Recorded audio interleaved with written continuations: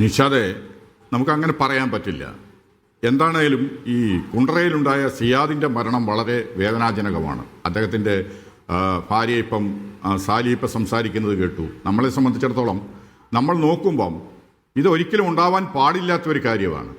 എന്തുകൊണ്ടാണ് ഇപ്പം ആദ്യം പറഞ്ഞത് 38 ദിവസം അല്ലെ 40 ദിവസമായിട്ട് ഇത് പുറത്ത് പറഞ്ഞില്ല. 25-ാം തീയതി, അതായത് ഈ കഴിഞ്ഞ ശനിയാഴ്ചയാണ് മരണം സംഭവിക്കുന്നത്. അതിനുശേഷമാണ് ഇതൊരു പരാതിയായി വരുന്നതെന്ന് പറയുന്നുണ്ട്. അതിൻ്റെ സാങ്കേതികത്വമോ അല്ലെങ്കിൽ അതിൻ്റെ നിയമവശമോ ഒന്നും ഞാൻ അതിലേക്ക് പോകുന്നില്ല. അതിനോടൊരു വാക്ക് പറയാൻ ഞാൻ തയ്യാറല്ല. കാരണം ഇവരുടെ ജീവിത സാഹചര്യവും അയാളൊരു പ്രൈവറ്റ് ബസ്സിൻ്റെ ഡ്രൈവറുമാണ്. പോലീസിനെ ഭയമുണ്ടാകാം എന്നുള്ളത് സ്വാഭാവികം മാത്രമാണ്. കാരണം അത് പൂർണ്ണമായിട്ട് നമ്മൾ സ്വീകരിച്ചാലും ഇയാൾക്ക് പരിക്കേറ്റു അല്ലെങ്കിൽ മർദ്ദനമേറ്റു എന്നുള്ളത് ആ പെൺകുട്ടി, കാണാതെ പോയ ആൺകുട്ടിയുടെ സഹോദരിയായിട്ടുള്ള പെൺകുട്ടി കൃത്യമായി പറയുന്നതായിട്ടാണ് മനസ്സിലാക്കാൻ സാധിക്കുന്നത്. പിന്നെ മറ്റൊരു കാര്യമെന്ന് പറയുന്നത്, ഈ ഏറ്റ മരണത്തിൻ്റെ അടിസ്ഥാനത്തിലോ അല്ലെ അതിനോട് ചേർന്നുണ്ടായ ക്ഷതത്തിൻ്റെ ആഘാതത്തിലോ ആണ് ഈ മരണം സംഭവിച്ചത് എന്നുള്ളതാണ്. അതൊക്കെ അന്വേഷണത്തിൽ മനസ്സിലാക്കി എടുക്കേണ്ടതായ ഒരു കാര്യമാണ്. ഇപ്പം ഇവിടെ പറഞ്ഞു ഹെർപ്പിറ്റൈസിസ് അല്ലെങ്കിൽ മഞ്ഞപ്പിത്തത്തിൻ്റെ ലക്ഷണത്തോടു കൂടിയാണ് മരണം സംഭവിച്ചതെന്ന് പോസ്റ്റ്മോർട്ടം സർട്ടിഫിക്കറ്റിൽ ഉണ്ടെന്ന് പറഞ്ഞു. ഒരു കാര്യം തന്നെയാണ്. എന്നാൽ അത് മാത്രമല്ല അടിസ്ഥാനപരമായിട്ടും പൂർണ്ണമായിട്ടുള്ള ഒരു കാര്യം. കാരണം ഇതിൽ എന്താണ് സംഭവിച്ചത് എന്നുള്ളതിൻ്റെ വസ്തുതകളെ സംബന്ധിച്ചൊരു അന്വേഷണം നടത്തുന്നതിനുള്ള തയ്യാറെടുപ്പുകൾ നടക്കുന്നുവെന്നും അത് തുടങ്ങിക്കഴിഞ്ഞു എന്നുള്ളതാണ് നമുക്ക് മനസ്സിലാക്കാൻ സാധിക്കുന്നത്. ആഭ്യന്തരമന്ത്രി ശ്രീ രമേശ് ചെന്നിത്തല അദ്ദേഹം തന്നെ DGPയോട്, അതായത് പോലീസ് മേധാവിയോട് നിർദ്ദേശിച്ചിരിക്കുന്നു ഉടൻ തന്നെ റിപ്പോർട്ട് വേണം ഈ സംഭവത്തിൻ്റെ എന്ന്.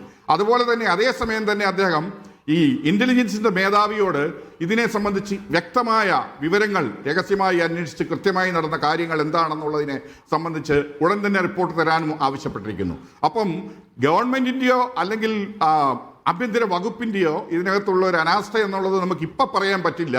ഇതിലെന്താണ് അവസാനം ഈ റിപ്പോർട്ടിന്റെ അടിസ്ഥാനത്തിൽ വരാൻ പോകുന്നത് എന്നുള്ളതിന് വിലയിരുത്തിയതിന് ശേഷമേ നമുക്കതിൽ പറയാൻ സാധിക്കുകയുള്ളൂ. പിന്നെ ഇതിലൊരു കാര്യം, ഈ 2 ദിവസമായിട്ടുള്ളൂ മരണം സംഭവിച്ചിട്ട്, അതിനു മുമ്പ് പരാതിയില്ല എന്ന് പറയുന്നുണ്ട്.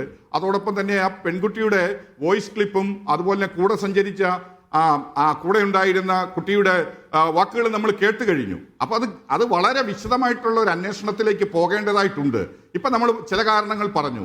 മാൻ മിസ്സിംഗ് കേസിൽ FIR രജിസ്റ്റർ ചെയ്തിട്ടില്ല, അതിനു മുമ്പ് തന്നെ ഈ അന്വേഷണവുമായി മുന്നോട്ട് പോയി എന്നൊക്കെ പറയുന്നു. അതൊക്കെ നമ്മൾ പറയുന്നതിൽ അടിസ്ഥാനമൊന്നുമില്ല.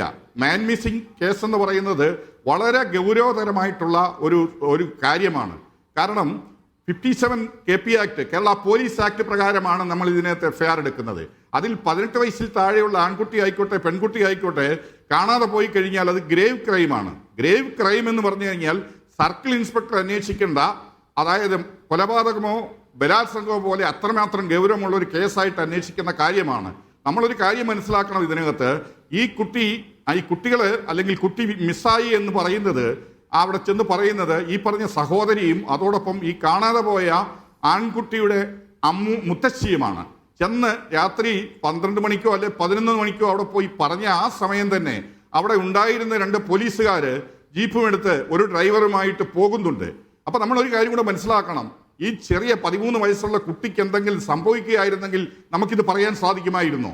അപ്പം തന്നെ വീടറിയാത്തടത്ത് 12 മണിക്ക് മറ്റു വീടുകൾ തേടി തപ്പി അവിടെ ചെന്ന് കഴിഞ്ഞാൽ ആ പ്രതിയെ നമുക്ക് കിട്ടില്ല. കാരണം അതിൽ ഉൾപ്പെട്ട ആളാണെന്നുണ്ടെങ്കിൽ കിട്ടില്ല.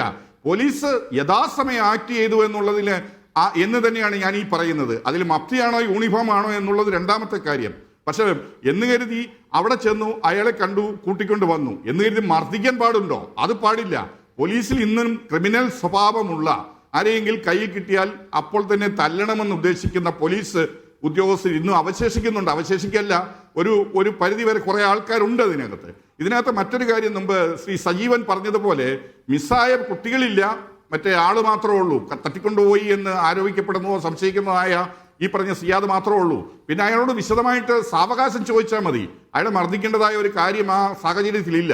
പോലീസ് സ്റ്റേഷനിൽ കൊണ്ടുവന്ന് വിശദമായിട്ട് എന്താണ് കാര്യങ്ങൾ, അയാൾക്ക് ഇതിനകത്ത് ഇയാൾ ഉൾപ്പെട്ടിട്ടുണ്ടോ എന്നുള്ളത് ഉയർന്ന അത് സബ് ഇൻസ്പെക്ടറോ അല്ലെ സർക്കിൾ ഇൻസ്പെക്ടറോ ആരെങ്കിലും അവിടെ ഉള്ള ആളുകൾ വിശദമായി ചോദിച്ച് മനസ്സിലാക്കേണ്ട ഒരു സാഹചര്യമുള്ള തലത്തിലാണ് ജീപ്പിനകത്ത് വെച്ച് തന്നെ അത്രമാത്രം തിരക്കിൽ അയാൾ ഇയാളെ മർദ്ദിക്കാൻ വന്നിട്ടുള്ളത്. പുറത്തിടിച്ചു എന്നുള്ളത് പറയുന്നുണ്ട്, ഉമ്മ എന്ന് പറഞ്ഞു നിലവിളിക്കുന്നതായി പറയുന്നുണ്ട്.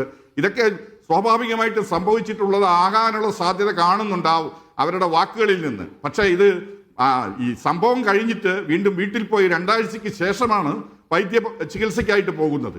അതിനുശേഷം ഈ പറഞ്ഞ PHCയിലും താലൂക്ക് ആശുപത്രിയിലും ജില്ലാ ആശുപത്രിയിലും അതിനുശേഷമാണ് മെഡിക്കൽ കോളേജിലും പോയതെന്നാണ് ഞാൻ മനസ്സിലാക്കുന്നത്.